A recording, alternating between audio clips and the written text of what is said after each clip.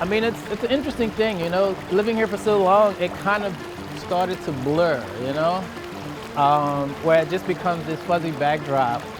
Where I think for me, the pattern and the sounds of the actual water, you know, becomes the thing that sort of draws me in more, you know.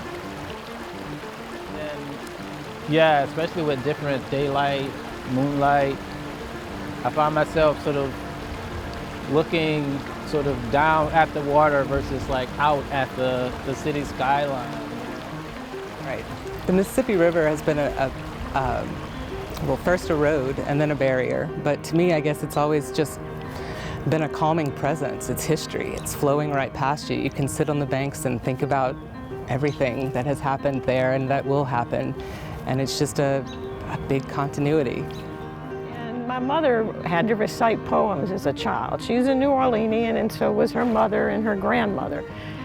If the river belongs to the nation and the levee belongs to the state, and it goes on and on about all these different segments of who owns what.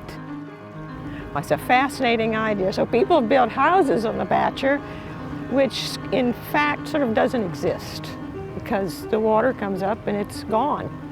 But that's where we would go and play, and we would get see animals, birds, and plants. It's like a nature study for city girls.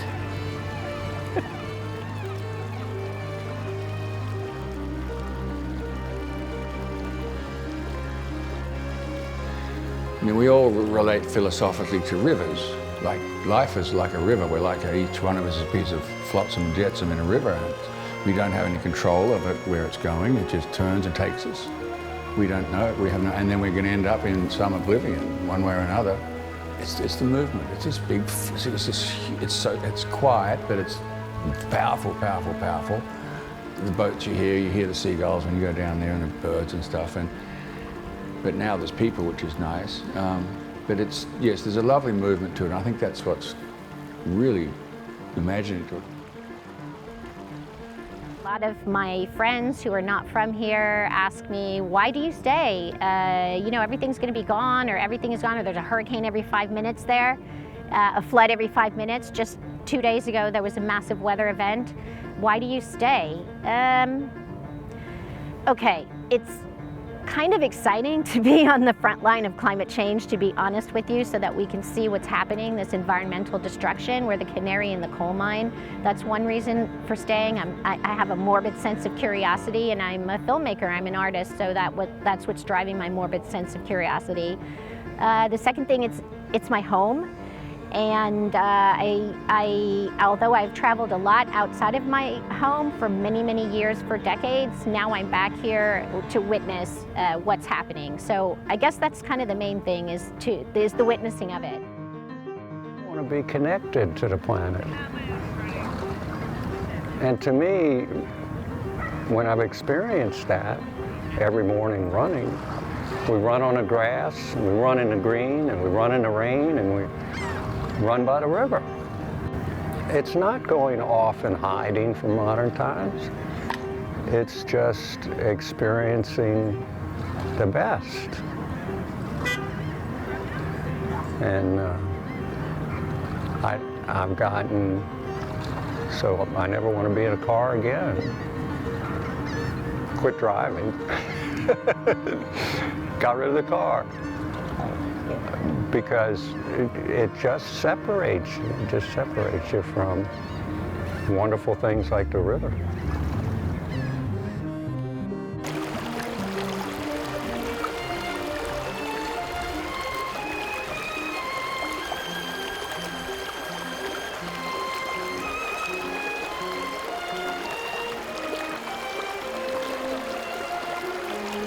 You know, there's a lot in it that we don't know about, a lot of bones and a lot of fish bones, people bones, boat bones, all sorts of bones. And when the river got really low, all these boat parts and boats, old boats that were exposed. I mean, huge things that were just there all along. but we didn't know about it. So that fascinated me too, that the river has all these secrets that we don't know about. We don't know what the river is hiding and what secrets, what's it seen over the years. That used to always amaze me, you know, what does the river know that I don't know? Well, we know that there was this tragic accident of the Monmouth, which crashed near Prophet Island, which is just a little bit north of Port Allen here on the Mississippi River. And it was a foggy night, and one boat crashed into another near the island, and there was a large loss of life of Native Americans. And this, I had never thought of the Trail of Tears as coming through our own backyard. This had been something, oh, that was out west, that was the Midwest, that was Oklahoma. But of course the rivers were roads, and so these people, these Native Americans that were put on boats in Florida and other places were brought up the Mississippi River to move further west to Oklahoma, and this happened on that journey. Hi, I'm Bob Thomas, and I'm standing at the headwaters of the Great Mississippi River. And it's going to ultimately collect water from the watershed of 41% of the continental United States, ranging from here down to the Gulf of Mexico, and from on the east, basically the Pittsburgh area, all the way on the west over in Wyoming and Montana. And every drop of water that hits the ground there potentially could run into this system and make this massive Mississippi that we know so well in New Orleans. Right now you can see Lake Itasca, which feeds the water into the beginning of the Mississippi River. And you see the babbling brook behind. It sounds like a babbling brook. It's actually a little waterfall where water is pouring out of Lake Itasca and becoming the Mississippi River instantly. It's kind of interesting to somebody who's lived most of his life in New Orleans, because I drink the Mississippi River water every day. It comes through my faucet in my house, and it's kind of fun to do something I wouldn't do down there, where I can take a little sip of water out of this relatively fresh area and know that these same water molecules that are all around me are heading toward where I live, heading toward the Gulf of Mexico, which means that they get to the base of the food webs that support all the life in the Gulf of Mexico.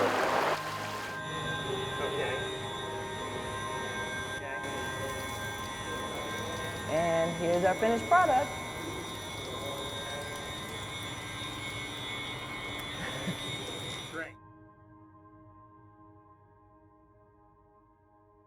Is the Mississippi River drinkable? You know, I certainly would think that I'm drinking worse. If I had to, I would drink it. But no, certainly it would be much healthier and much more suitable for intaking if you waited until on the backside of the treatment process, for sure.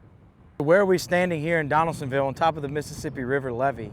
Right behind us is our existing pump station for the Bayou Lafourche Freshwater District that was constructed in 1955 by the Department of Public Works. And what it's doing is just that. It's taking about 500 cubic feet per second of water, taking it from the Mississippi River and putting it into the head of Bayou Lafourche, which is just beyond us over here. In the foreground here, right behind me, obviously is a vacant piece of property, but hopefully within the next year or so, we'll begin constructing a new pump station, which will give us at least 1,000 CFS capacity, at least doubling the current capacity that we have. The purpose of what we're doing here is conveying water from the Mississippi River into Bayou Lafourche that's ultimately used for two main purposes. One, it's the source water for 300,000 plus people that live in the four parish area that we serve, along with industry as well.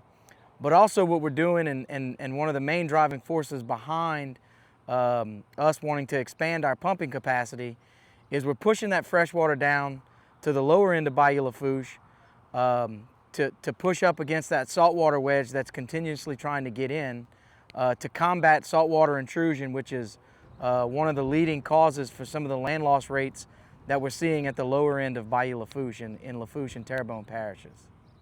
The water starts here from the river. We pump it through these discharge pipes that you see resting on top of the levee, goes underground, and is introduced into the head of Bayou Lafourche, where it then starts flowing south.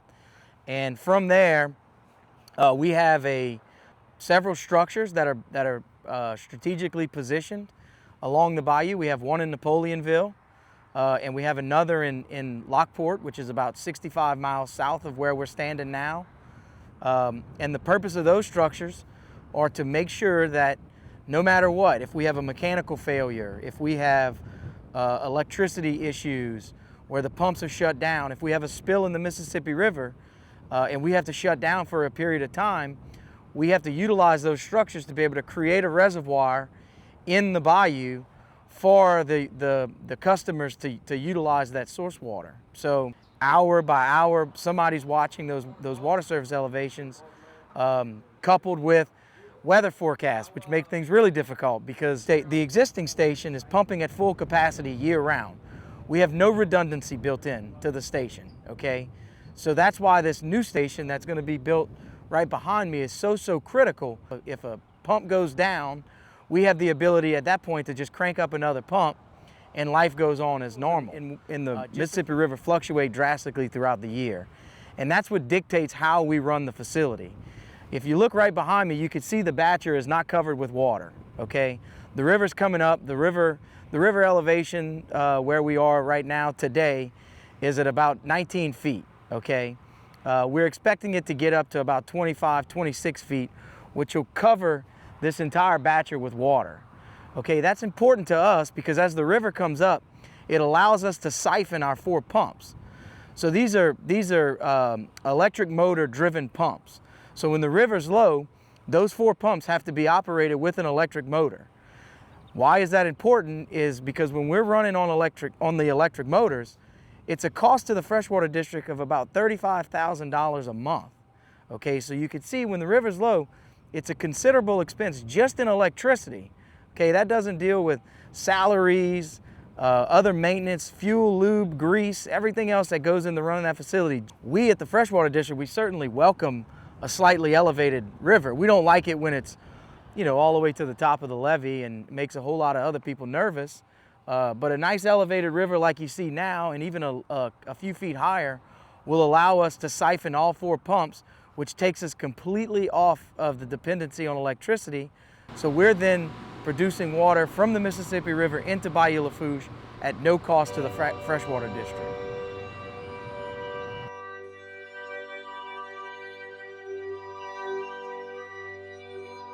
Water originates, and remember, this is the same exact water that we pumped from the Mississippi River through our station in Donaldsonville, got to here, and this is where Ginger Rushins with the Assumption Parish Waterworks, she's the plant manager here, takes it from Bayou Lafourche and puts it into the plant, and she can tell you how they go through that process to get it out to the residents from here. We're pulling the water in from the bottom, and it sucks it up, the pumps suck it up, and then send it directly across the street to the plant where we finish treating it. All the water goes to the same place. The first original one was built in 1959, the second one early 80s, this one probably mid 80s or something, and this one was 2001. And we're in the process of upgrading and possibly putting in another plant. These first 3 can do 2 million gallons of water, treat 2 million gallons of water a day, and the first one's a 1 million gallon plant. We need those because of demand now, how much has changed since the plant was originally built in 1959. Population's increased a bit. Everybody used to have cisterns. They'd catch rainwater off of their roofs. And there was a small plant in town that pulled from a well, but the groundwater is not good enough for us to be able to use here. So Bayou Lafourche is very important because that is our only source of water. Okay, so this is the first step. The raw water comes into each of these units. We have 4 treatment units. They're upflow clarifiers. We've got a center mix that you can see that's where the chemical is, and it's taking the mud out of the water. And then the very top layer of water is being skimmed out, and that's what's being brought into the filters. You can see how all the mud is down in there. And then you can see how much clearer just that one step makes it. Coming out on the outside, you can see how much clearer it is. So the water comes from the outside treatment units into filter galleries. Each treatment unit has 2 filters. At the bottom of these filters, there are filter blocks, but on top of that, there's 18 inches of anthracite and 12 inches of sand, which is the filter media. So the water comes in from the outside and it slowly goes through the filters.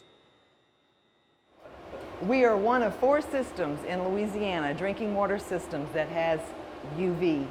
We treat with UV as well. So the people in our parish have an extra layer of protection when it comes to viruses and bacteria and also chemicals.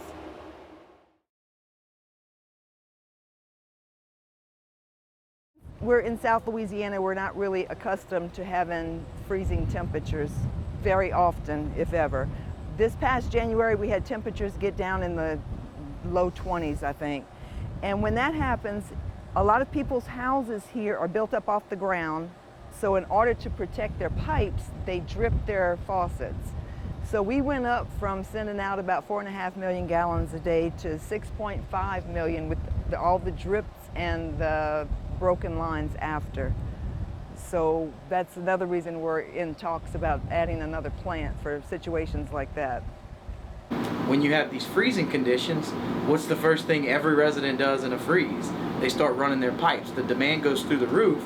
So you're taking a very vulnerable water system and adding those vulnerabilities on top of it. Living in Louisiana, real hard freezes is something that doesn't happen very often. You know, a 100-year freeze, I hope I never see that again. But we were able to learn a lot.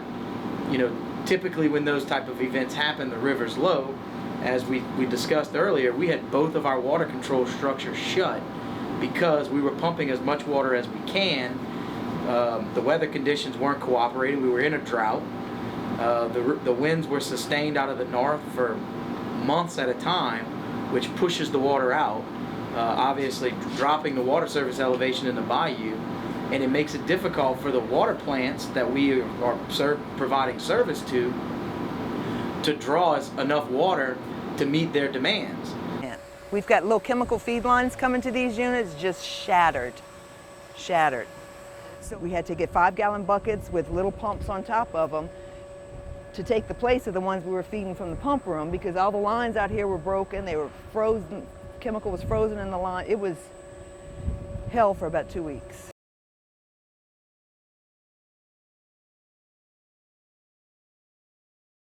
We have to deal with a considerable amount of sediment just to the south of where we're standing, about a mile south of where the water is introduced into the bayou. What we've done there is we've designed a sediment trap. So it's essentially a section of the bayou.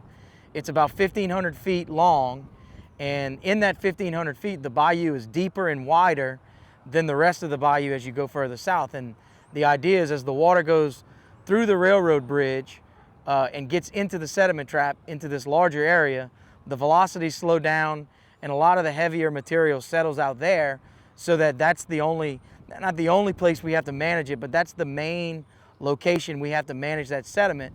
And just about 6 months ago, we did a maintenance dredging project where we pulled out about 30,000 cubic yard of material. And what we did was we put a suction dredge in the bayou, and we strung discharge pipe through the bayou under the highway where we're standing.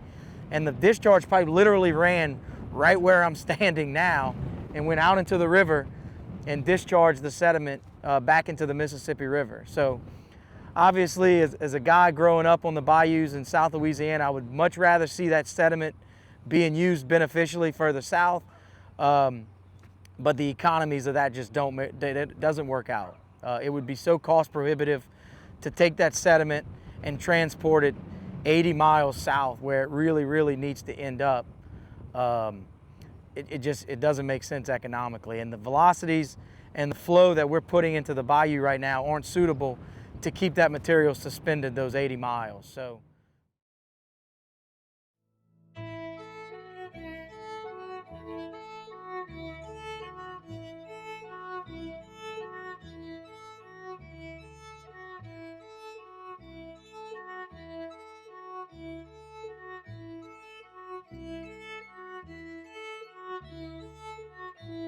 The river flows through us, making us one. We are crabs skirting the borders of the river's stress. We are bridges stepping across the intestine of the Mississippi snake. We fish ourselves out, scale our skin, and eat our own hearts. The mud swirl is our skin clayed to perfection by the endless caressing of mud silk. In dry seasons, with cornbread and syrup, we eat the river that washed our feet and combed our hair, curled around our bed, flowing through our dreams. In tears, we cry the river, wet clay, walking down our spine. The river flowing in our veins, red as a chafalaya. The river cleansing keeps us in a state of clay, a sculptural form that bends and moves levees, destroys bridges and weaves palmettos into a sleeping basket for a new clay baby, rocking in our river cradle, waiting to be born of mud and foam. The river pushing her out of the small river womb into the larger river family, uniting us a river culture, fishing our hair into lines, netting our braids into songs. We sing the river. The rhythm unidentified is river roll, river sweat, river mud, river sticks. We are rivers, flowing into each other's basins. How can we wash our hands without flowing into each other?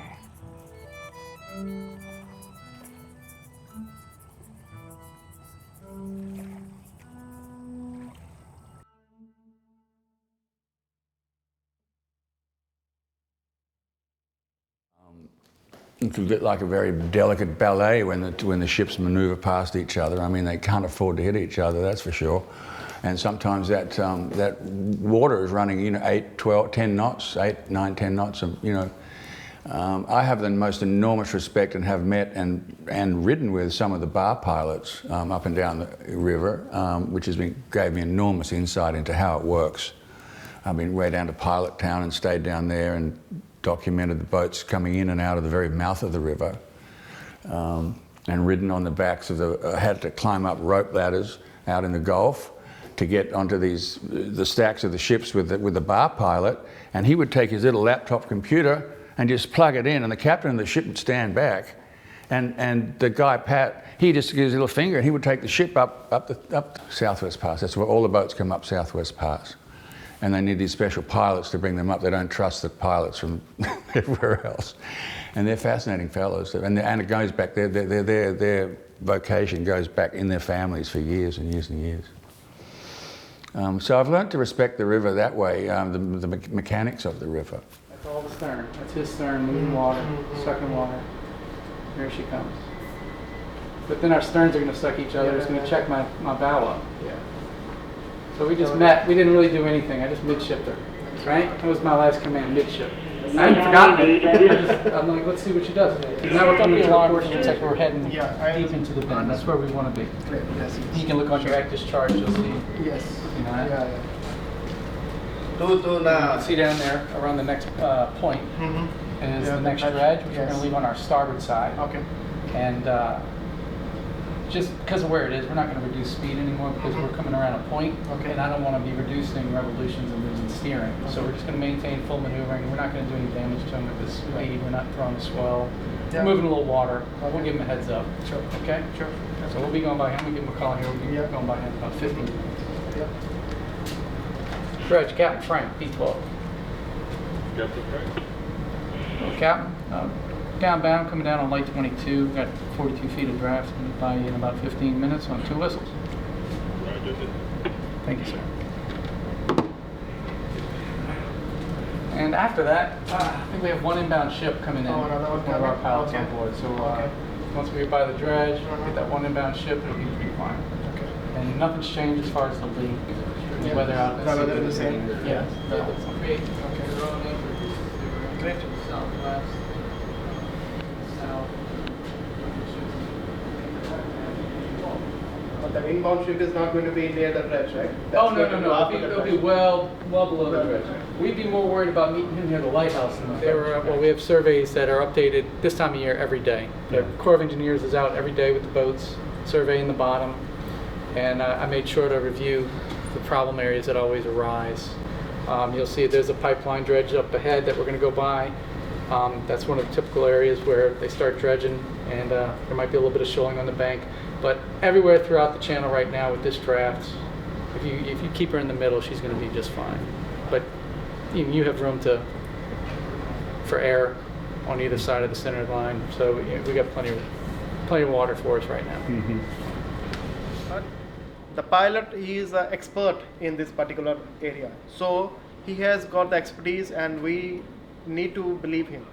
And when we come inside, we just tell about the vessel, that how the vessel is going to, how the vessel behaves, and what are the difficulties or what are the problems, if at all, with the vessel. And then he takes over from there, because he's a local guy. He understands what characteristics of the water over here. Then all the things he can judge correctly, which we as a master, even as a 10 years master, I will not be able to judge. Dealing with. So what our pilot knows, what he's looking at when he looks at this water, he can see the contour of the bottom. So it would be like if I showed you a three-dimensional survey, you would see what he sees already. So, but keep in mind that the rocks is not the area that he can pilot this ship in. He's limited to about a 600 to 750 foot width in this channel. He has to know exactly where those dimensions are to keep this ship from going aground. Because again, just like a draft reduction, if a ship goes aground, it's going to cost millions of dollars to rectify that situation. Great.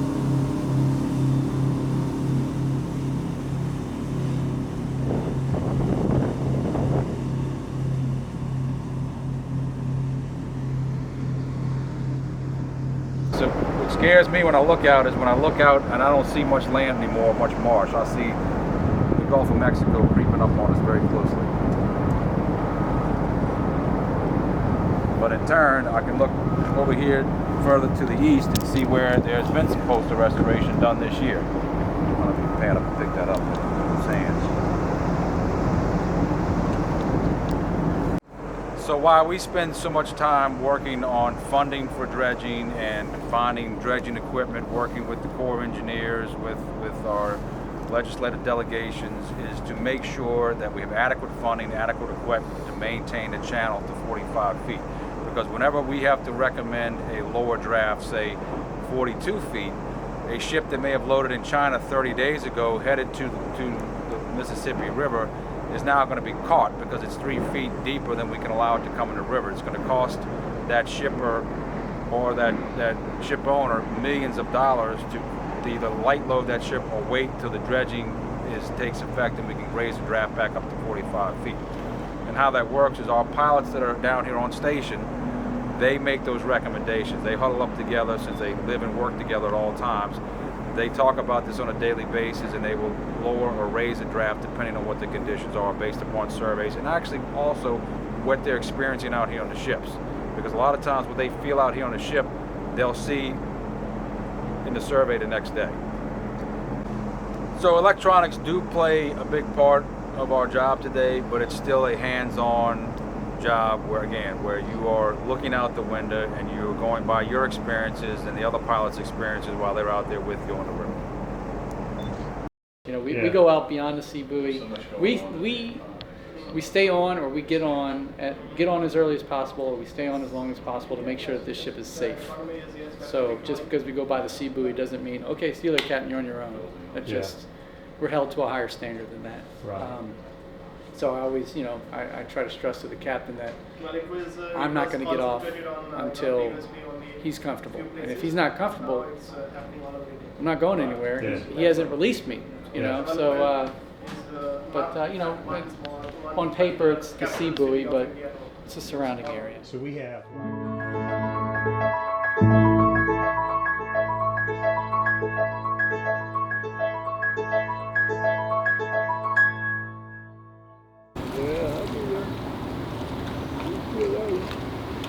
Yeah, they'll be out here. You coming back, Real? The biggest I ever caught is about 25 pounds. That's about a 4 or 5 pound. That's the eel cat they call it, because you can tell by the color. Yeah. Now, here comes some of those. Let me pick it. I can pick it. Every piece of shad I own, I use. I got 5 pounds, 4 or 5 pounds. That guy caught about four shads right here, by the size of that there. Yeah. Right here. Caught about 4. That's the eel cat. I'm at the dock. That's the eel cat there. I don't know what it is. I know you'll catch me. That's you know, but we make the stink bait, or we use worms, you know, and we make the stink bait. It consists of Kool-Aid, strawberry Kool-Aid, or red Kool-Aid, or red Jello, and cayenne pepper and garlic, and you mix that together and put on beef or chicken, and you know it. Yeah, you can fish out here sometimes 4 or 5 hours. Don't catch a thing. Sometimes, like this guy here, when they had the shad, every time he throw out about 5 minutes, he bring in one. What do you think about this? He done caught. Doc, how many most you caught at one time? About 30? About 30? About 30. And that was 15 to 40, 50 pounders. That's right. They were rescuing me. I'm all over the world.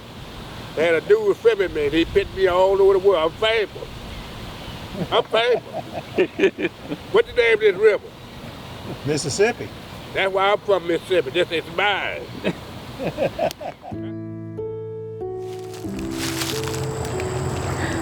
The river was always a part of my life.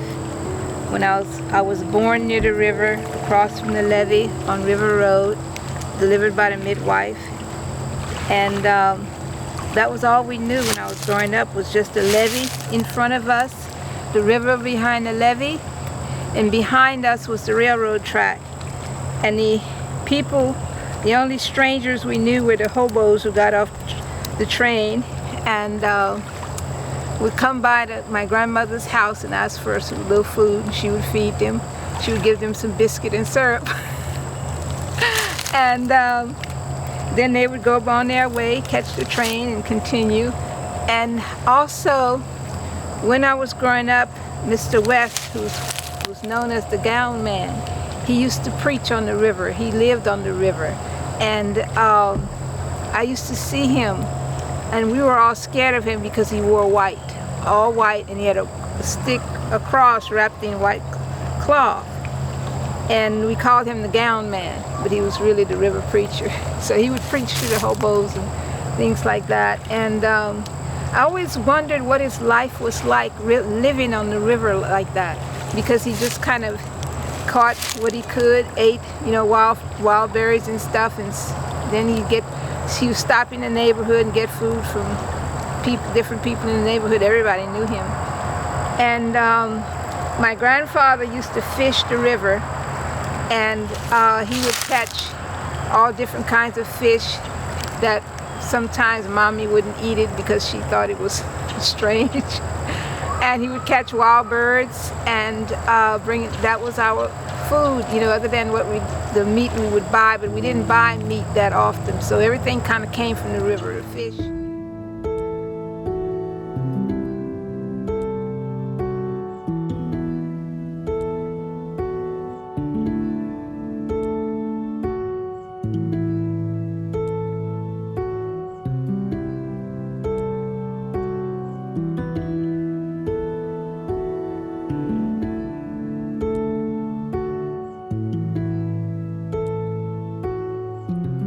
You know, Woody, you're rightfully known as the grandfather, first the father, now the grandfather of coastal concerns in Louisiana. The first thing we did was challenge a long-standing belief that the Delta was still building land, that the land was growing every year. And also, we launched on measuring land loss for the first time, and determined that at the end of the day, we studied maps from 1890 to 1960, about the last edition that was available, and we determined that the land loss rate was 16.5 square miles per year. I was raised in the Carrollton Bend area of New Orleans, about 1 block from the Mississippi River. And at the same place is the reservation of the New Orleans District Corps of Engineers. And by coincidence, both the Corps and this wonderful old preacher that I'm going to tell you about wound up in the same place in the same time. And I learned a lot of lessons about life being there, watching the Corps fleet fix the batteur and stop erosion, and later obtaining topographic maps for 25 cents from the Corps to go out and find places where there were prehistoric Indian sites and stuff like that. You know, and my whole career was really intertwined with things that the Corps did, projects that they designed, tours on the Mississippi to the high water inspections and the low water inspections. But the other thing I want to tell you about is at this same place there was a wonderful old black man who was a preacher, a self-styled preacher from Reserve, Louisiana. He grew up in a small community on the river, and he had a mission in life to convert people to Christianity and to baptize them.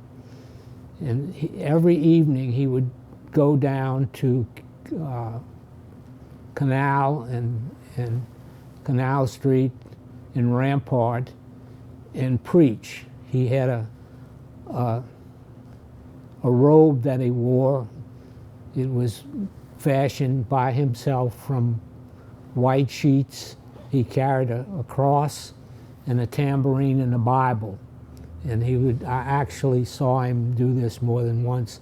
He would go down and preach, you know, to anyone who would listen, and invite those who were interested to come up to Carrollton and the river, and he would baptize them and save them.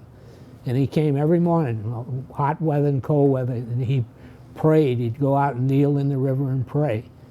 And he recognized, like people around the world who live in big river deltas, that there was something sacred about the place.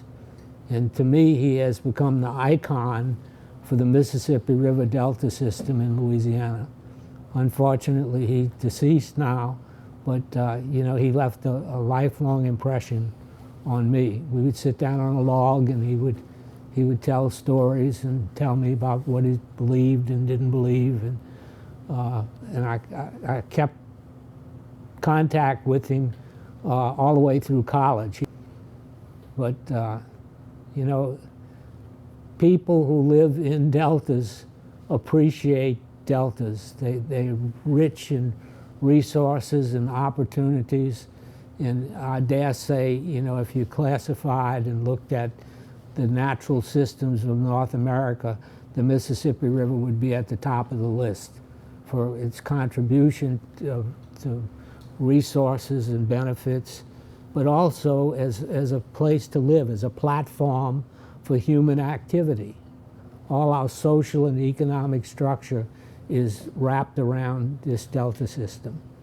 And I think it's important that we know that. You know, it's part of our heritage, and it's part of the reason why we can't allow that natural system to be degraded and to collapse.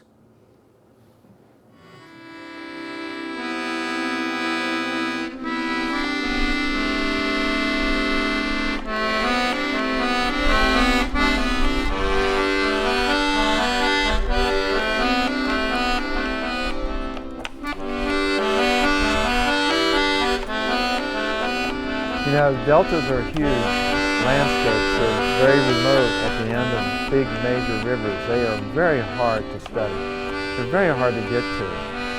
And so here we have a laboratory that we're able to get out to and study and frequently look at, make observations with very sophisticated equipment, and it represents an active delta. In other words, it represents a delta that's still connected to its river. All the other coastal basins in the Mississippi River Delta are disconnected. We call them inactive coastal basins. And so if you want to know how to rebuild a delta, you need to understand how to make these coastal basins active. And that's what we have here in the Atchafalaya, and particularly in the Wax Lake Delta. This region in the Atchafalaya Bay is connected to the Atchafalaya River, and that is connected to the Mississippi River, as well as the Red River. And so the combined Mississippi River and Red River, 30% of the combined flow of those two rivers, 30% of that flows down the Atchafalaya into Atchafalaya Bay, which produces the delta growth that we've been observing since 1974 at about 1 to 2 square kilometers per year. Old River Control Structure is what enables that. And that was built to keep the Mississippi River where it is, so it would continue to flow by Baton Rouge and New Orleans. It wasn't built to build a delta. But the sediment that comes down the Atchafalaya from the Mississippi and from the Red River is sufficient.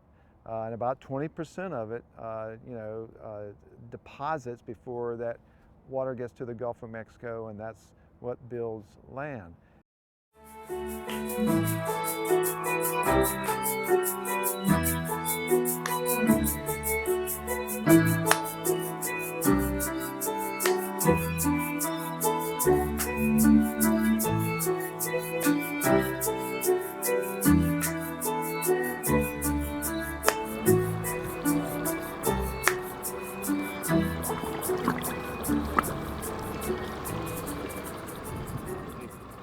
I mean, you mostly have in the top part of the water column, you mostly have like fine sediment.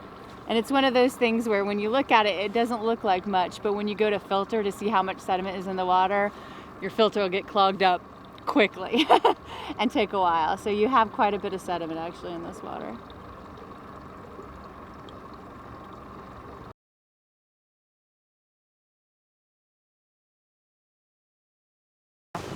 Yeah, you know, like Wax Lake compared to, Wax Lake's like the living delta. Like you can feel the life about it. It's like, it smells alive, it looks alive. You can see the birds and hear things moving around all the time in a way that, unfortunately, a lot of Louisiana, it feels different. You see things grow and change here in a positive way. Rather than something disappearing over time, you see growth. You see us gaining land. It's pretty amazing.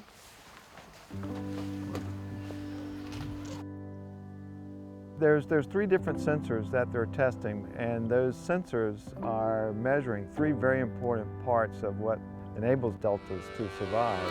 And that is the water flow, and really the key there is the water that flows from the channel up into the wetlands. And then the second is the sediment concentration that those waters carry, because that's actually one of the most important parts of delta growth, is having sedimentation. And then third is the vegetation. The third sensor is to look at the vegetation, understand the growth of the vegetation, because that vegetation also contributes to the growth of a delta. So all 3 of those are important elements, and we're able to look at the entire delta and understand what is happening and enabling this delta to grow each year. How old is this? 1985, I think, or 82? 82, I think it's 82. And the islands we just passed were 1974. We could take you to places where it's just emerged in the last couple of years, particularly since we've had major floods. It doesn't grow the same rate every year. These deltas grow when you get the big river pulses. So I'm a sedimentologist. So sediment's sort of my first love. I was always a dirty kid, much to my mother's chagrin. But here in Louisiana, sediment is the name of the game and tells us a lot about our environment, what's happened, and maybe what will happen. So right now we're taking a core that'll just kind of give us a peek of what's happening just below the surface of the marsh. In in theory. So we think a very interesting sort of combination of, you know, sedimentation and laying down the mud banks, but the vegetation is critical to holding that mud bank and anchoring it, but it all depends on timing. You got a timing of when the floods and the plants are in unison, if you will. So here we kind of have a snapshot. This is the bottom of the core. This is the oldest part of this, and then as we get a little closer, as we get to the top, this is the newer deposition that's happened. You see a lot of the root systems in this upper part. So this is kind of like when the baby island was forming. You know, this is an area that's built by river floods, when the river is high and bringing sediment down from places like Minnesota and Iowa. It makes its way down here. It can build land, get up on the marshes. NASA's mission is to use its sensors that they put on satellites to solve problems on Earth. And to do that, one of the problems that they are looking at is whether deltas around the world are surviving or not, given the way that the rivers are changing, particularly with the sediment delivery. So we're out here at Mississippi River Delta. And what we learn here and the calibrations that we do related to linking observations on the ground with what the sensors are seeing up in the sky, once we can build those connections and use modeling to predict the future of deltas, then this will be applied to deltas around the world. So we talk about a feedback of, you know, the sediment deposition builds elevation, and so as the elevation is increases, we call it elevation capital. You can almost think about it as you know, capital investments of any kind of business. You know, out here the infrastructure of these ecosystems, that elevation capital is what really builds the plants that you see. So the green infrastructure that you're looking at out here is built on this foundation of mineral sediment deposition, but then the plants themselves feed back into helping build that elevation. And so it's and that gives it, you know, stability. One thing that always strikes me coming out here is that, you know, it's not just about like the hard solid land. That's good and serves like really great purpose, but it's also about these little areas. This is like such a productive thing where you have, you know, fish can get, especially like as a fish nursery, the young fish can get into these grasses and kind of hide from predators. Like, it's not just about having the like good solid land. That's good, but you also want to have this kind of diversity and difference in elevation. That's what makes the delta like the living, breathing delta. And so it is a story of an active delta. It is a story about what land building can occur when you have a river with its sediment connected to the coastal zone.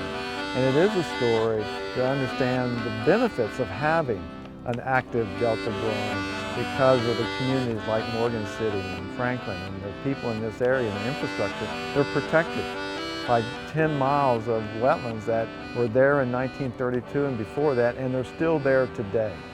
And they're there today because of the river.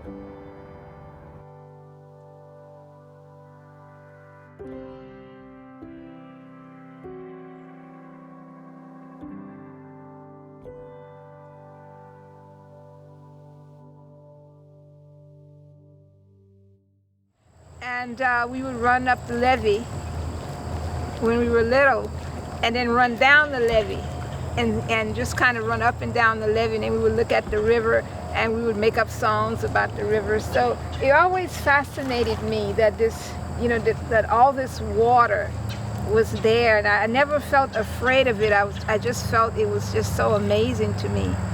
And when I grew up, you know, we would sometimes come back and visit the river.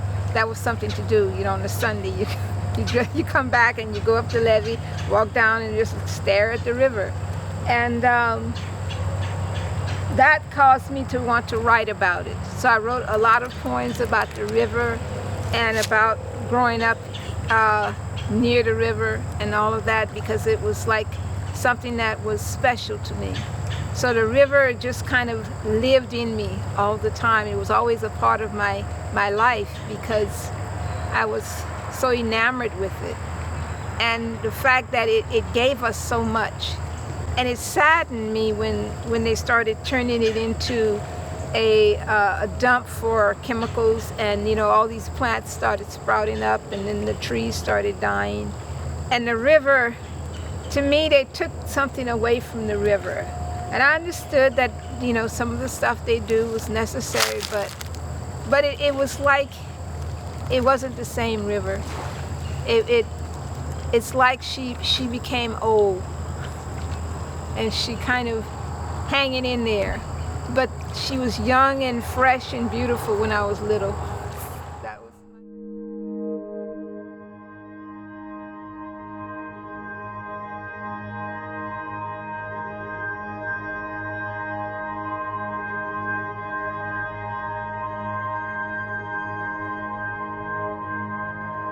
Enigmatic Stream, the exhibit, is organized entirely geographically.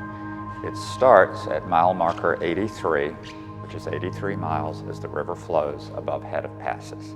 So at this point, you're at Chalmette, Lower Algiers. As you come around clockwise, viewing the exhibit, when you get to mile marker 95, through here, you're in the New Orleans area.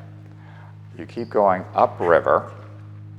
As you reach mile marker 107, just ahead here, you're now in Jefferson Parish, and you're beginning to approach St. Charles Parish, which is the next upriver parish.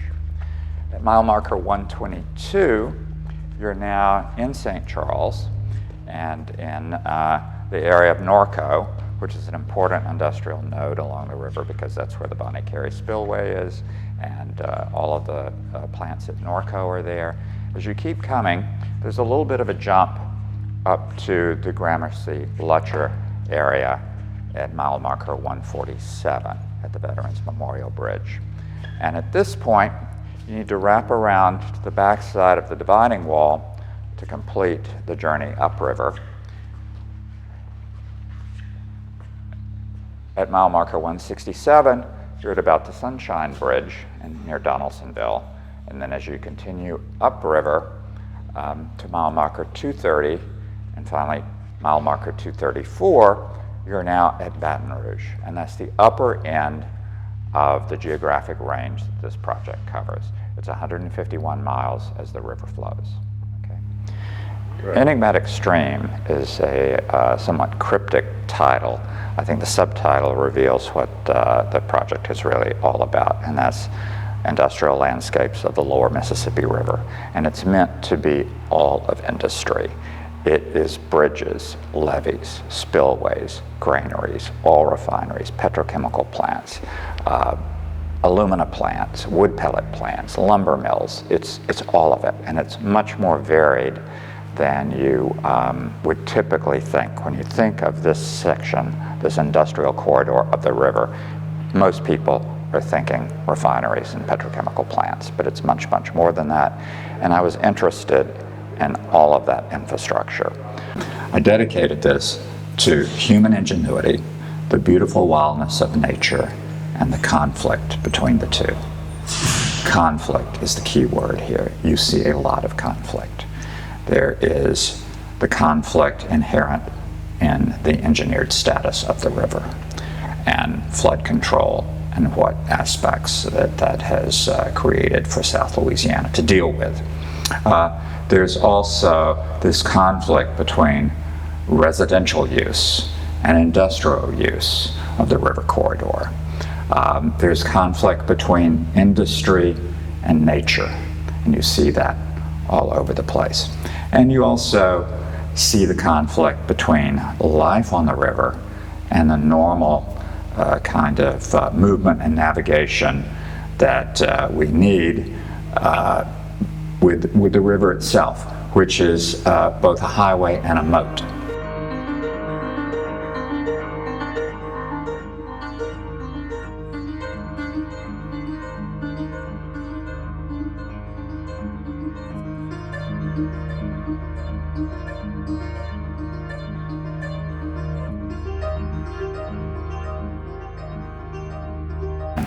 was always after juxtaposition in these photographs because I love to show a technology that we all take for granted and the infrastructure that supports it underneath. Here is, for me, an interesting juxtaposition. I'm photographing a cow pasture in the foreground. This is near Donaldsonville, near the Sunshine Bridge. And this appears to be a sort of a contradictory juxtaposition where all of this in the background seems to have nothing to do with what's in the foreground. But it's actually all agriculture, because what's happening in the background here is there's a fertilizer plant under construction.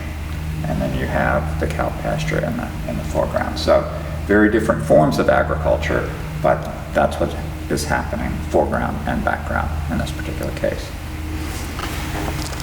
It's another one here I wanted to point out, just know if you all can use it, but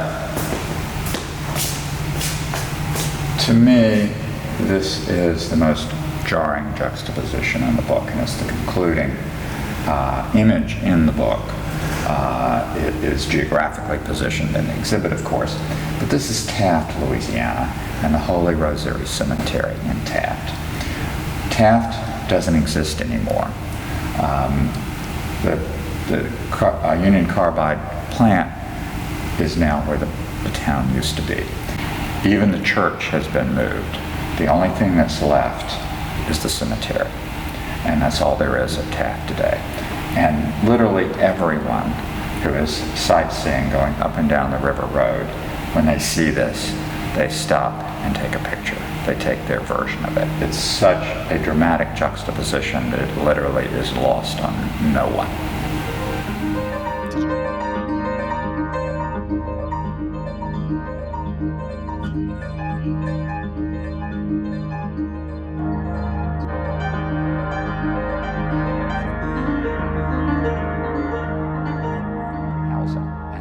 Always lower middle class and working class housing. The wealthy are not living in such close proximity.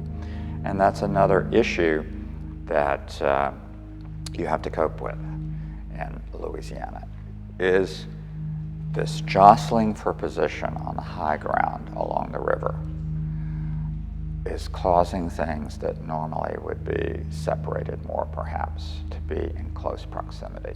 And the high ground that follows the river, everybody's jostling to be on that high ground. So there's more competition for the land use, and that's one factor.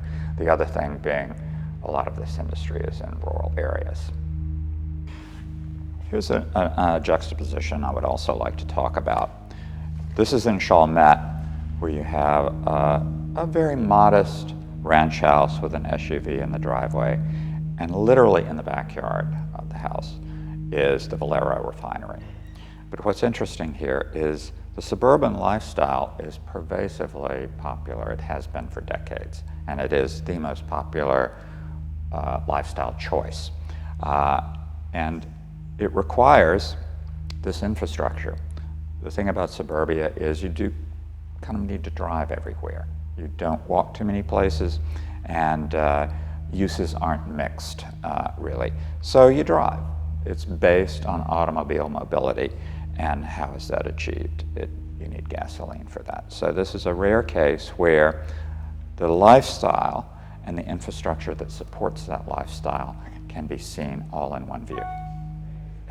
These are rural parishes and unincorporated areas, so it's actually more haphazard than you would think, because the normal things that you go through with city planning and so forth in urban areas and incorporated areas, even if it's small towns, if they're incorporated, then you have additional layer of bureaucracy controlling what can be put where. But when you're out in rural Louisiana, there are less rules.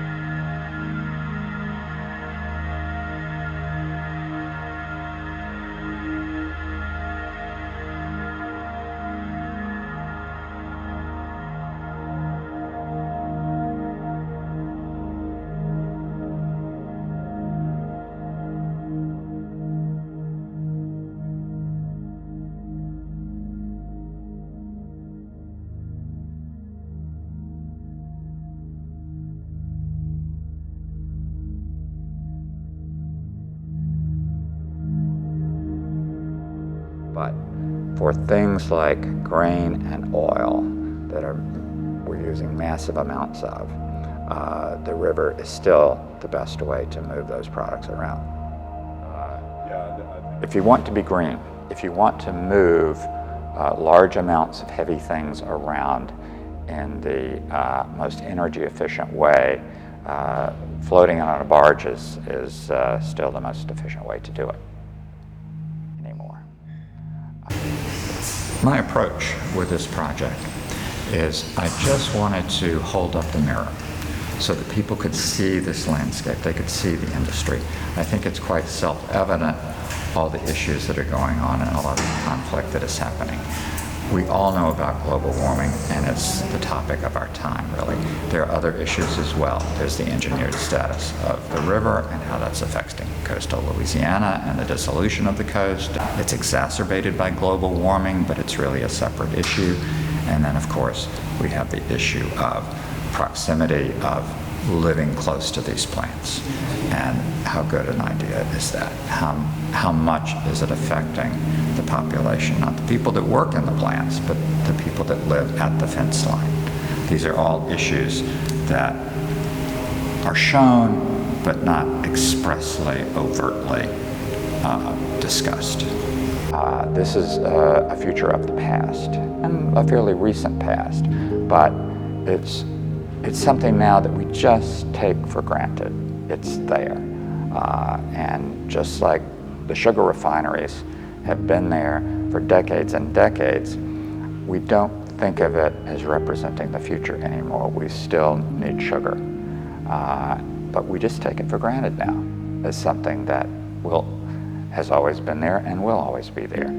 And so in some of these cases, I was looking at these landscapes as historical landscapes, things that represented the future a half century ago. The way that I describe this, I think the river road between New Orleans and Baton Rouge has always had a fraught history.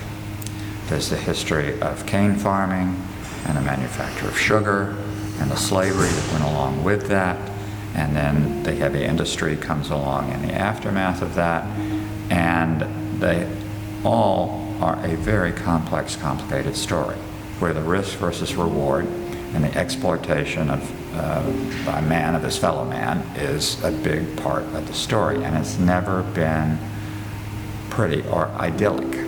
We look back on the cane farming in the 18th and 19th centuries and the grand plantation houses and so forth, and we have this myopic view that that was the idyllic period of the river before the heavy industry got here. But in fact, since slavery supported it, I mean, how idyllic was that? It wasn't at all. In fact, you could make the argument that that was more problematic and was more stressful to society and dealing with the complications and the resolution and ultimately the abolition of slavery, which involved the Civil War.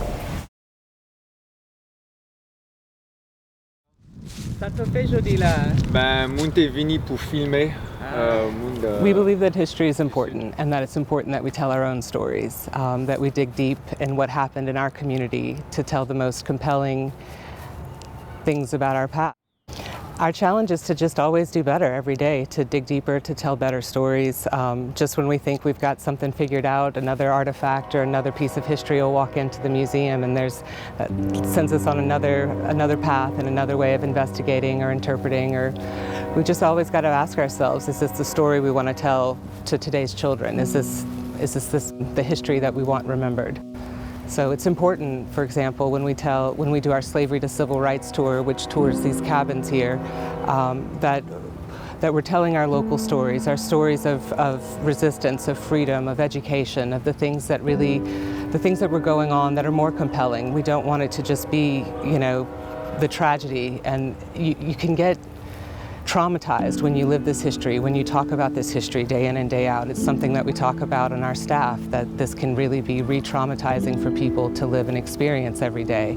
And so we also want to be sure to tell those good stories of survival, of resistance, of the quest for freedom, of those that stood up again against others in their time to speak the truth. Local stories are national stories. Oh yes, the local stories always weave into the national, but when you're talking about national stories, it's so much more abstract. But when you can really say, nope, right here, this case, this happened in Louisiana, this was right here in your backyard, it really brings the national narrative home. One of the things that I say to our visitors when I'm trying to get them to understand the geography and the demographics of this area between New Orleans and Baton Rouge is that the landscape is Black community, sugarcane field, tourism plantation house, petrochemical plant. Black community, sugarcane field, petrochemical company, plantation tourism house. This land of sugarcane plantations is now the land of the petrochemical industry. And we struggle with trying to survive still in this land that was foreign to us when we were brought upriver from New Orleans and ended up working here on the plantations. Now, many times the only option that young people have when they graduate from high school is to go to work in the petrochemical industry. I live here in this region of South Louisiana on the Mississippi River, where I say that sugar was king. Some like to say that cotton was king and sugar was queen. But for me, sugar was king. Sugar was like gold. Sugar is tied to blood for me when I think about it, because I think about all of the pain and suffering and the lash to keep people working to produce more sugar, to produce more money. I also think about sugar in terms that the enslaved people and my ancestors who lived on this river, who worked at the plantations, provided the free labor that contributed to the economy and culture, not only the economy and culture of this parish, but the economy and culture of this state, the economy and culture of this nation, and their free labor contributed to the economy and culture of this world.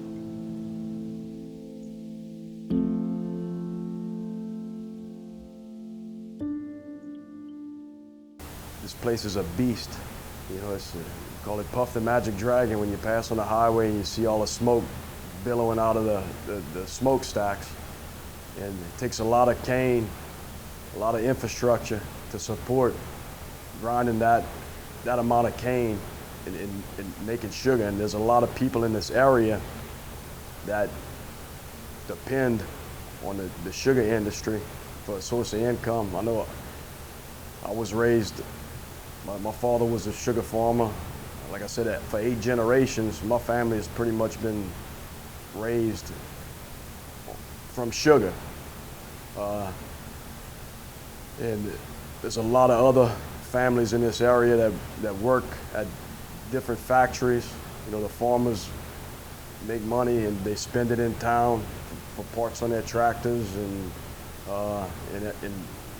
everything else. But it's a big industry. I think the whole industry wide is a multi-billion-dollar industry. Impact for Louisiana, about $3 billion, maybe. I've heard the latest, but you know, when you look at that, I mean, it's massive to South Louisiana. Our sugar that we produce here, most of it is, majority of it is sold to Domino's, which they refine it into white sugar.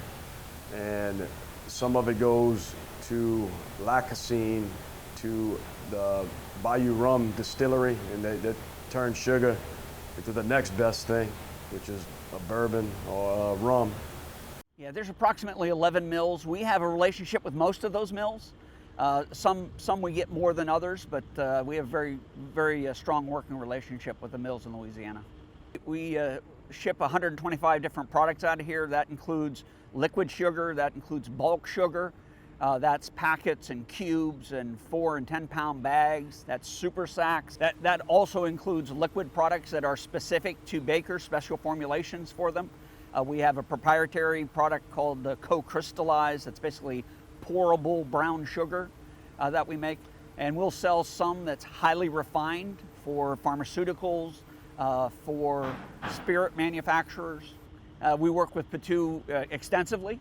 And most of the sugar we get comes in by barges. So we'll get a couple of barges a day. We'll unload a couple of barges a day. They're going to be about 3 million pounds a barge. That's the equivalent of about 50 truckloads of product if it came in by road. That is raw sugar. So the product that the mills are producing is raw sugar. It's not a foodstuff yet. We're going to take that, we're going to refine it, take out whatever impurities are left and turn it into an edible foodstuff. Refining cane sugar is both science and an art. The art is what we haven't figured out to write an equation about yet. And eventually we'll figure that out and it'll be less and less art and more science. Here, this is one of the better technical refineries that there is. And so a big part of what we do now, we consider to be science. Part of the reason that we are so good at the science of refining is some of the very technically capable people that we've had that have been here for years studying not just sugar refining, but the Chalmette refinery and understanding how do you adjust the equipment to be very efficient at producing good quality granulated sugar. The sequence of jars gives you an idea of the various products and byproducts produced in the sugarcane industry, beginning with bagasse and raw sugarcane juice and ending with raw sugar. And we're at the West Baton Rouge Museum in Port Allen, which is essentially devoted to the history of the sugarcane industry in Louisiana. We're unofficially known as the Sugar Museum. They made some initial attempts to grow the sugarcane in Louisiana. For whatever reason, it wasn't quite as successful as some of the other cash crops like indigo and tobacco. It wasn't until they started crystallizing the sugar with the Jamaica train system that it really took off as a cash crop. Largely overseen by Etienne de Boré, who was the first to crystallize sugar using the Jamaica train process. And he did it in New Orleans on his plantation, which is now the location of the Audubon Zoo. Sugar was extremely labor intensive from the aspect of a day being 16 hours. So you're thinking that from the time you're up in the morning before daylight to walk into the fields, you're working a 16-hour day. After leaving the fields, sometimes you would go and work in the mill. If you look at the names on the list that we have here from the Homer's House plantation, you will also see the word implined or badly implined. And when I first saw that inventory list, I immediately went to the dictionary looking for the word implined, spelled E-M-P-L-I-N-E-D. Couldn't find it anywhere. And I talked to an anthropologist at LSU who had done extensive research on sugarcane plantations in the Caribbean and here in Louisiana. And he said the only place he ever saw that word used is in the slave inventories on sugarcane plantations, and it meant missing fingers or appendages. Because you're working very fast with that machete and that cane knife, the machinery and conveyor belts in the refineries sometimes would catch your fingers, or you're working very fast. And so that meant missing an appendage or missing a finger, usually caused by that cane knife. Until relatively recent times, sugarcane was harvested by hand. These are a variety of specialized tools that were used in the harvest, but the quintessential tool was the cane knife. Now, workers would harvest each stalk individually in 3 motions. First, they would chop at the bottom to remove the stalk from the roots. They would chop a second time at the top to remove the tuft of leaves that comes out the top of a sugarcane stalk. Then they would reverse the cane knife to use the hook on the back. They would pass that hook down the sugarcane stalk to strip the leaves along the sides. Only then was the stalk ready to be sent to the mill for grinding. So each individual stalk was cut by hand this way into the 1940s and 50s. It was extremely labor intensive. So imagine that your workday was 10 to 12 hours of these repetitive motions, chopping the stalk at the bottom and top, flipping the knife and stripping the stalk over and over and over again all day long.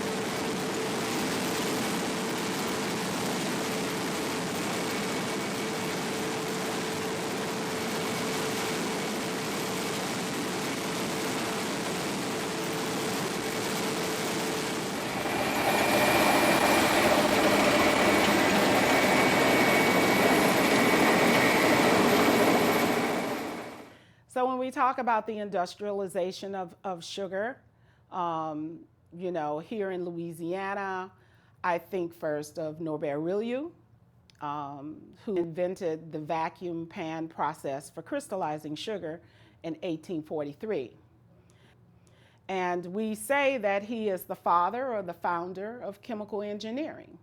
He created that process, removing the process of boiling that hot syrup and melting down that sugar in those big sugar kettles, where it was hand ladled by enslaved people from one large, if you can imagine, an 8-foot in diameter kettle, 6-foot in diameter kettle, 5-foot in diameter kettle, ladling that hot syrup that had an open fire under each kettle. You can imagine if you've ever made candy before, or if you've ever made any type of icing where you had to melt sugar on a stove. If you've ever had that hot liquid hit your skin, you can imagine what it must have been like for those men and women who might have been shirtless, without shoes, that open fire, coals, hot coals rolling toward their feet. There was no OSHA then, I tell young people. The Jamaica train method was the primary means of sugar production until the whole process was revolutionized by Norbert Rillieux. He was a free person of color born in New Orleans, but he was educated in Paris at the Polytechnic Institute in France. And what he did was he decided that the sugar production methods needed to be modernized. He was from early on very interested in steam and the use of steam in chemical processes, and decided to apply this to sugar production. So he developed these vacuum pan and evaporator machines to produce sugar to replace the Jamaica train method. The Jamaica train method, as we said earlier, was dangerous, extremely labor intensive, and time consuming. And Norbert believed that he could do it better. When Norbert Rillieux created this process for crystallizing sugar with his evaporator pan, it was now a system where he captured the steam in these 3 apparatus and recycled that steam into energy. And so there was no longer a need for those open kettles and that hand labor. Absolutely succeeded. So, his process was hugely successful, hugely influential, and in fact is still being used today in multiple industries, not only the sugarcane industry. The basic process that he devised is still in place. It's been much updated and is now hugely computerized, but the essential mechanics of what he imagined are still being used. His other idea was that they could reuse the bagasse. Bagasse is the fibery materials left over. And so this bagasse, these fibery materials, were put right back into the process by being burned in the boilers. And so the fiber was used to heat the juice. One of the byproducts is bagasse. And what bagasse is after all the water and moisture and sugar is crushed out of the sugar cane, it's like almost like a powdery, fibrous substance. That is what we burn in the boilers. We're pretty much 100% energy sustainable burning bagasse. There's very little natural gas that we have to burn to supplement our power supply. So that's an important part of what we do in being able to run our factory off of the byproduct of our crop. It made it hugely efficient, much more cost effective. It required much less workforce, and it was much safer. And it made waves. It fueled an entire era of massive sugarcane production that Louisiana hadn't known before that. Right, so you have to think about this too. So now we're in this era after the Civil War, after Reconstruction. Dr. Laurie and this benevolent society come along, and they realized that blacks needed to be more self-sufficient, or you had to be self-sufficient. You have to think about it. There was no Red Cross, there was no welfare. So you had to be self-sufficient. There were no white insurance companies that were going to insure you. So they buy this plantation and create a farm where they're growing food and they're also growing sugarcane, and then they find oil. Oil is found. The Calcasieu oil field finds oil on their property. And so the Benevolent Society starts to reap some of the benefits from these oil, the residuals of, of the oil. And it's really amazing how African Americans were so self-sufficient. And there was a time before there was so much government assistance that people had to take care of themselves and take care of each other. And it really warms my heart to see the names of these benevolent societies, Shining Star, Loving Sisters of Charity, Bright Sunshine in the Morning, benevolent societies, all up and down this river in some of these communities that were called free towns. The first communities right next to the plantations along this river and along the bayou. Every now and then you'll come across a little town that's called or referred to as Freetown because it was the first settlement of the people who stayed and did not leave once emancipation came. And so the Patus originally came from France to grow grapes. It didn't work too well, so we ended up growing sugarcane. The rest is history, because we are one of the largest processors in the state of sugarcane. This is brown sugar. It looks kind of white, but it's less sugar in the raw. Our sugar that we produce here, the majority of it is sold to Domino's, which they refine it into white sugar.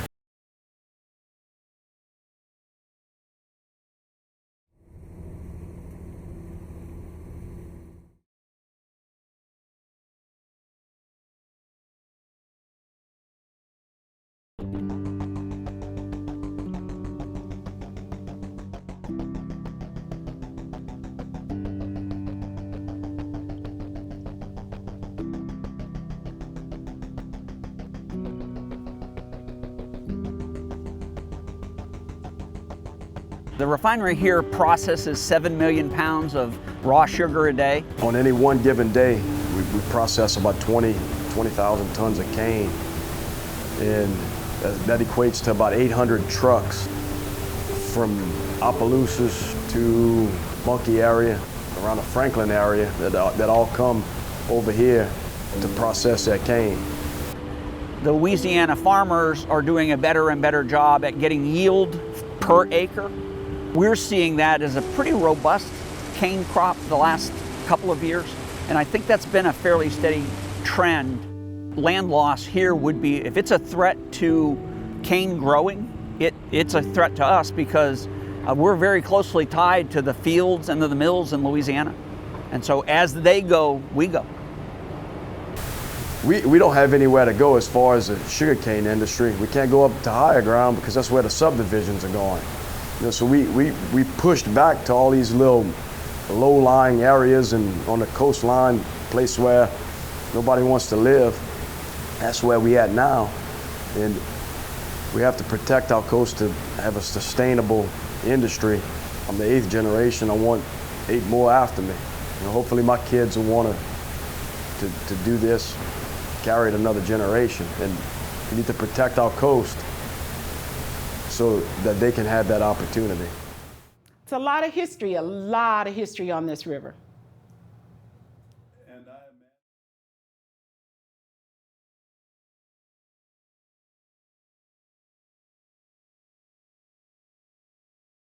All a year ago, I've had the chance to revisit the river as a theme for my paintings, which I have been painting for 35 years. I come and go from it. But there's a beautiful park called the Crescent City Park right down the street from here.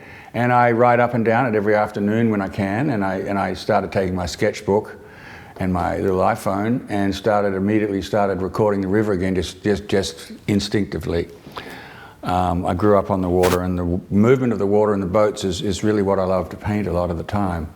And so I'm working on a body of work, calling it The River Turns. I've done some big paintings already for it, and they're down from sea level.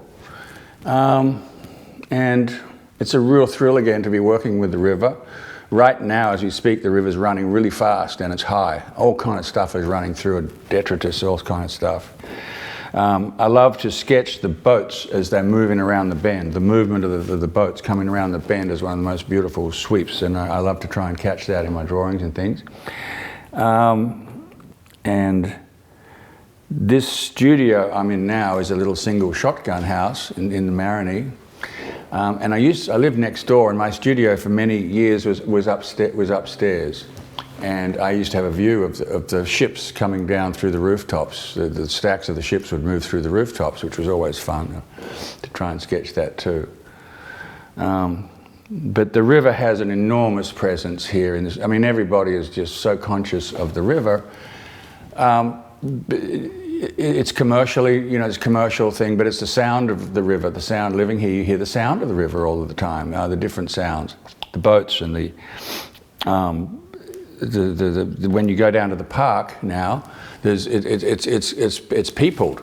For so long, there was no access to the turn in the river here, and you couldn't get to it. You could, but you're always chased off by security. Now there's all these people. There's a wonderful park, and there's roller skating, and they're having picnics, and they're enjoying a very, very nice experience by the river. The river has been opened up to the public, which has made this neighborhood really a whole new dimension for us, which has been really good.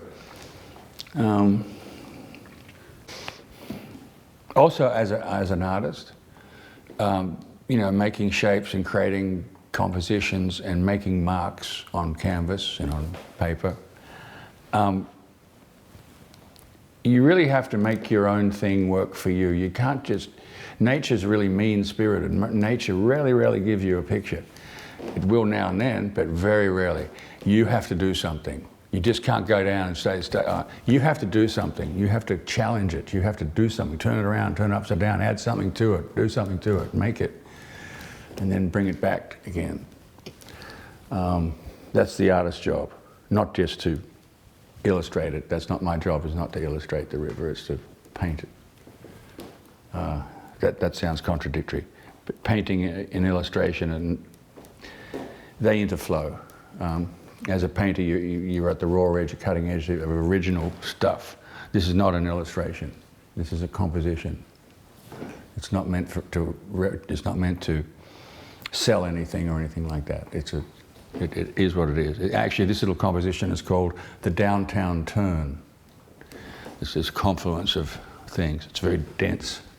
Sometimes I like to spread things out a lot, you know, space with space, and make big space in paintings, but this is really dense.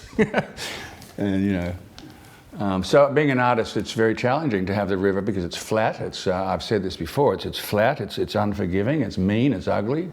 It's rough. It's a real bitch. But I love her, and she's been my muse for 35 years. How about that?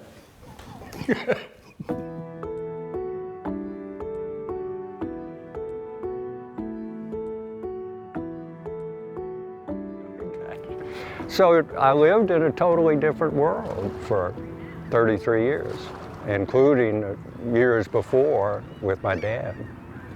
But what also makes it very strange for me is running out here when I would wait for a ship, and sometimes the agent would call us and say, okay, it's going to be 2 in the morning, and you wake up, and then he'd call you and say, oh no, it's late, 3 o'clock. So if I was already there, I would go for a run on the river.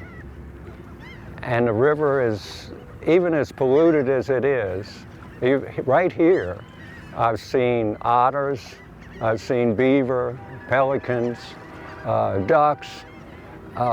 It's just amazingly resilient even after every polluter from Canada to here dumps everything in it. And so running along it added to this sense of being in another world. I ran 2 races up above Manresa and St. Gabriel, 100 miles to New Orleans. So you're along the river for 24 hours running along, and it gets real strange. It really gets strange. Because you're not in modern society.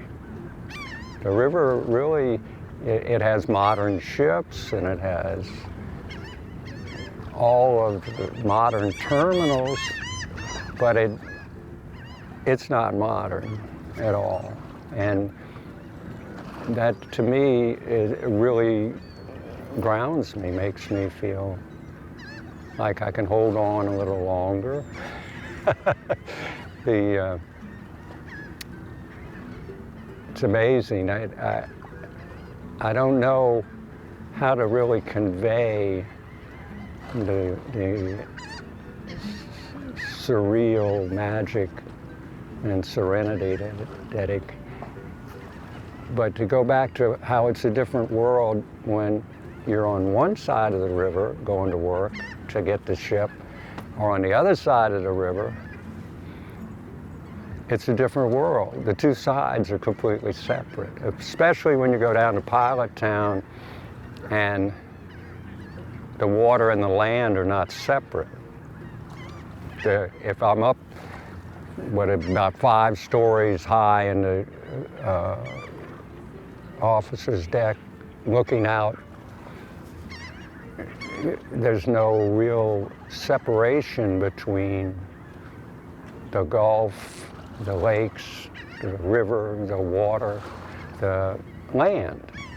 It's all one thing.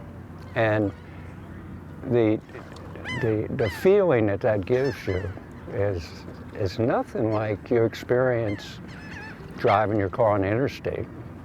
It's nothing like that. There's no I don't know how people live like we do. Because how could they have given this up, this life on the river and in the swamps? And even down south, all of the tugboat guys, the launch operators, they all spoke French. So you weren't in America, which was really magical. It was just wonderful. And the other thing that just amazes me is our sort of modern concept is that the river all comes down. It all flows down to the Gulf. And they bring the coal barges down from Ohio and West Virginia. But that's not all it is. It goes both ways. We just saw the grain ship going up. And it doesn't even have that kind of direction. It's like flows both ways, even though the water's going one way. Although I went into the Corps of Engineers back when you could go in there, and I asked them, I said, hey, do you have any books on the river, what y'all do? And they said, oh yeah, and he reached in his bottom drawer, sold me 2 books they had written. And basically, after reading them, I got the idea, they basically said, we have no clue. Everything we've done has been wrong. And if a river goes like this, they cut it off, and it doesn't go that way. You know.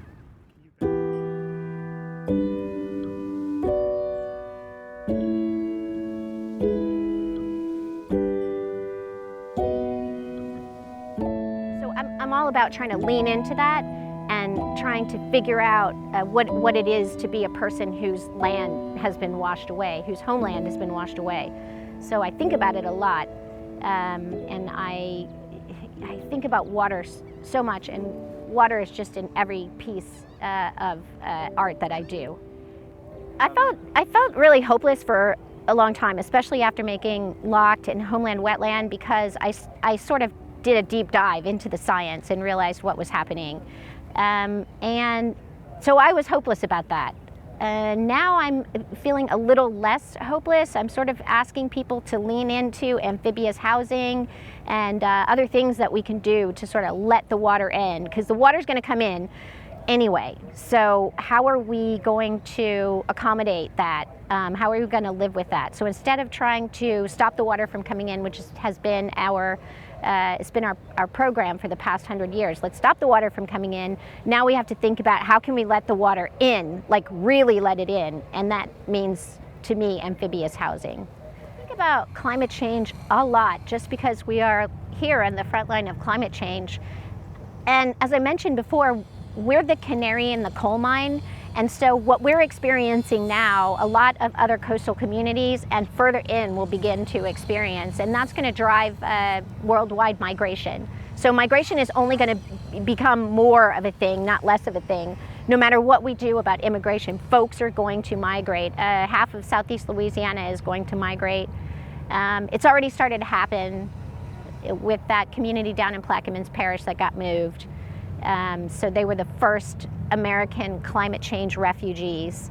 And yeah, it's like trying to, how do we come to terms with the fact that we are going to be American climate change refugees? So anyway, I think we do have a huge connection with other people in the world because of that, because we're the canary in the coal mine.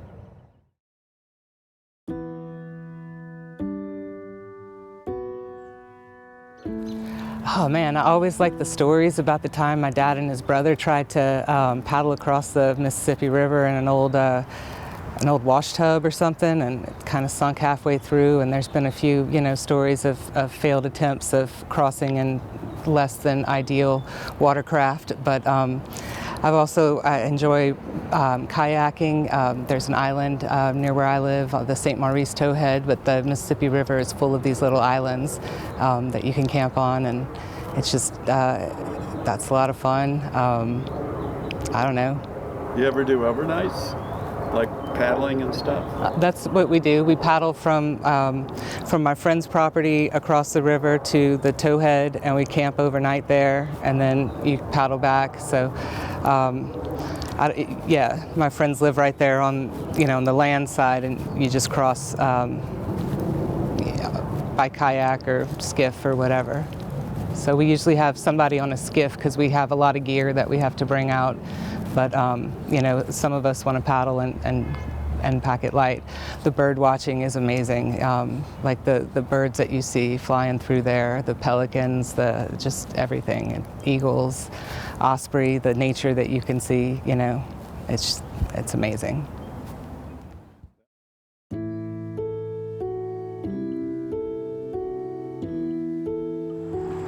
The river was not symbolic of any of taking you anywhere. You know what I mean? No, for guys, it's more transportation. Transportation, yeah. Well, for me, we were very poor, and you would see the boats go by, and I used to wonder where they were going and what it was like to ride in a river boat. But it was always a mystery, another mystery. And I really didn't understand how long the river was until I started reading about it. And I said, my goodness, this thing goes on forever. And so that part amazed me. But as far as me exploring that distance, I wouldn't mind taking that journey, just the river journey where you go and follow the river. And I think they offer tours like that where you just follow the river and explore, just looking at the different areas. I took one trip on a river boat where we just was in New Orleans, where you see the sugarcane factory and all that stuff. That was interesting. But it was more, it was geared more towards people, not the river, because you had music on board, and stuff like that.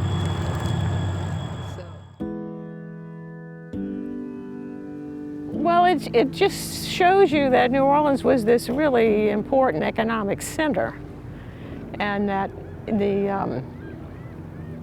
with the ships coming in and out, the port was big, and the wharves, like I said, covered every square inch of land up and down the banks. Not like New York, where they had perpendicular docks. This was lengthwise. But my family always acted like it was the river that made New Orleans rich. And in those times before the Depression, it was really a boom town. I tell you that as a child, I heard Old Man River, a song that most people know about. Paul Robeson, we had the '78 record, and I was quite small when I first heard it, but I was very, very impressed with this song, and my parents actually let me put the record on and play it whenever I wanted to, which was a lot. And that was when I was very small. In the 5th grade, John Churchill Chase came to my 5th grade class, and he handed out these books these cartoon books he made of Louisiana Purchase history. And in there is a cartoon of Old Man River. And Old Man River has a long beard, and he's got all these tributaries, and he's really, when I saw in the 5th grade, when I opened the book, and I said, there's Old Man River. There he is. Somehow, to me, he existed, or he represented like how hard the people have to work all along the Mississippi, whether they're on the ships or farmers along the Mississippi, and their plight. And the longer I listen to his singing and his record, the more and more impressed I am with with the spirit he deals with the problems of all these people who are involved along the Mississippi, who just keeps rolling along. I was very impressed with that song, and I still am. And the more I find out about Paul Robeson and his fame and his troubles, to be recognized for what he is, the more I respect the song too. So there's a song. If I can go a little further, then when I was about 10 years old, we used to go and play on the levee, and I was in Girl Scouts, and we'd sing, and we sang this song, "Hey, hey, Uncle Dud, it's a treat to beat your feet on the Mississippi mud." And I had no idea, no clue where it came from. Little did I know Bing Crosby was singing that on the radio. And later, but before that, Kid Ory, Paul Whiteman were playing this song, "Hey, hey, Uncle Dud." Ray Charles did it. The Muppets did it. This is much later. Now, it's one of those songs that has that feeling of the minstrel show, which people now are, you don't want to go there. You know, they don't want to talk about it, but I think we need to talk about it. That maybe the song has racial aspersions, and you don't want to do that. But nevertheless, it didn't mean that to us. It meant to us we were going to go and play in the mud on the Mississippi River, which has lots of mud. You know, lots of mud in their life. Anyway, this... The mud flats by the Batu. Yes, and this musical history of the river kind of goes on with Jimmy Rogers, who was a brakeman on the train, came to New Orleans, and his wonderful line of his song, "Miss the Mississippi and You," and it's, "I'm growing tired of the big city lights." What a wonderful line to start, you know? And then you can go to John Hartford, and John Hartford is a fiddle player, and all he wanted to be was a pilot on the Mississippi, and that's what he was. And he would fiddle and sing his way up and down the river, and he was one of those fiddle players who could play the fiddle and dance and sing all at the same time. It's, you know, so I just like this feeling. Now, I've done radio shows with 30, 40, 60 songs about the Mississippi River. There's many, many more, because I think it's just, it has, I don't know, I can look out there and just say it has this strength or something, even at low water, but even like now. And maybe we are pulling some strength from the Mississippi River. And maybe that's got important influence. It also tells us that we're not as smart and big as we think we are sometimes, you know, when it has its own way. So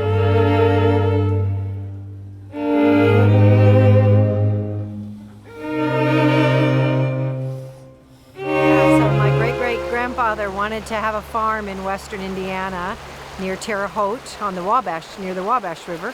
And in order to facilitate and have the funds to get the farm, each year he would walk from the farm in western Indiana to Louisville, Kentucky, get on log rafts that went from down the Ohio River to the Mississippi.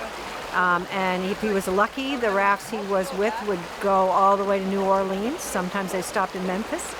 He would get paid $5 a day, and then he would take that money and walk up the Natchez Trace all the way to the land office in Jeffersonville, Indiana, in southern Indiana, and then back to the farm. And each time he did that, he would buy a few more acres, and he did that for several years until he had an 800-acre farm. Mm-hmm. And does the family still have a farm? We do. We still have the farm. We have a 92-year-old cousin living on the farm. She's the last one. So we'll see how long we keep it, but we do. We've had the farm well over 100 years. That's wonderful.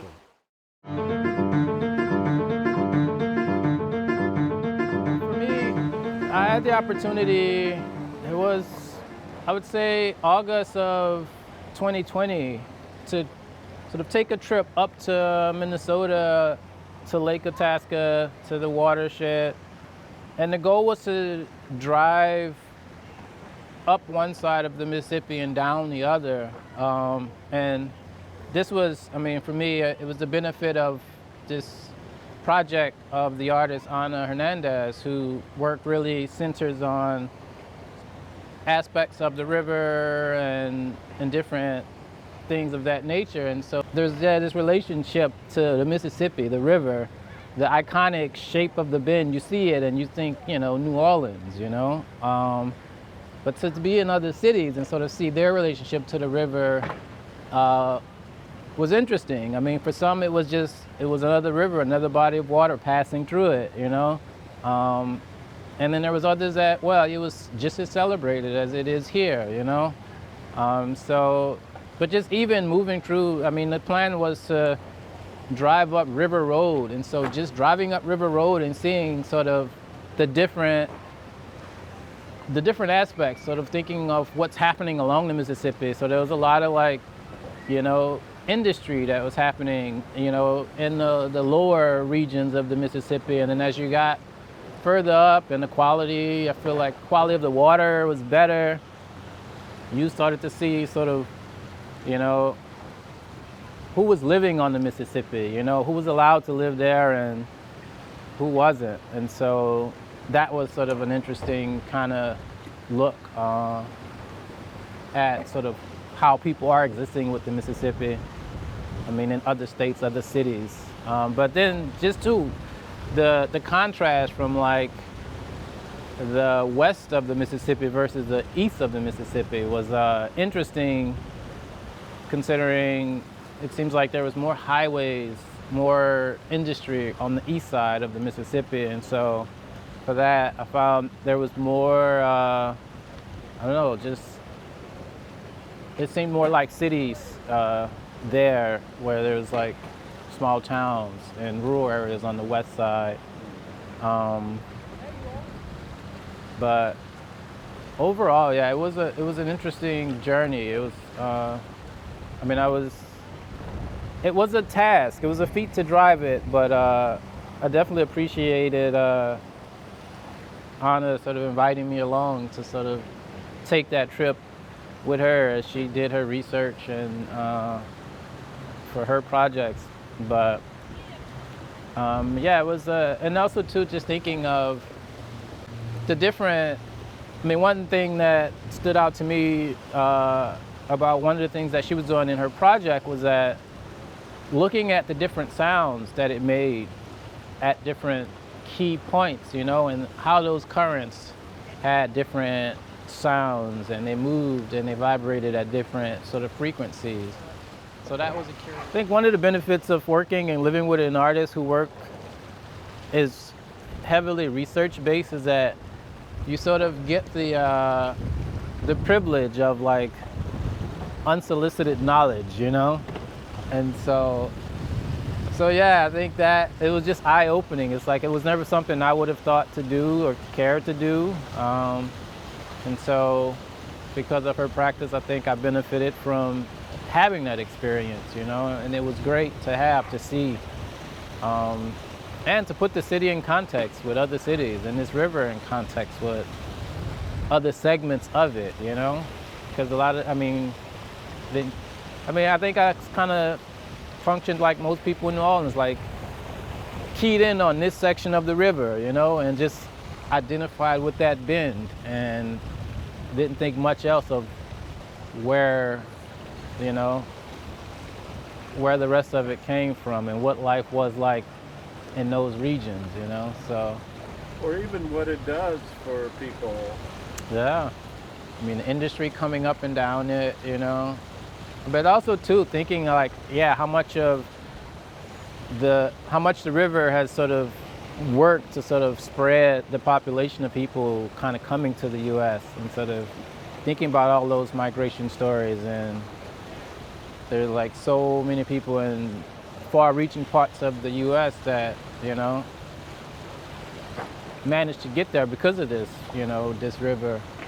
And so that, I think, when I did see diversity, I think that was probably a factor of this, you know, river, sort of giving people somewhere to land. I mean, growing up with the river here in New Orleans, I feel like the thing that stood out to most was sort of this like impending sort of doom of living in a city that's below sea level and the river rising and flooding us out, you know?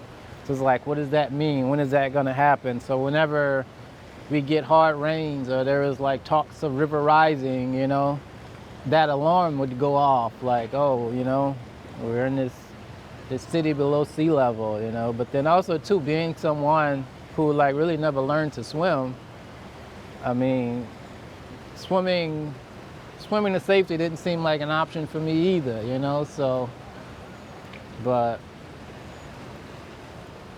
I mean, I'm still here, the river's still here, so who knows, you know?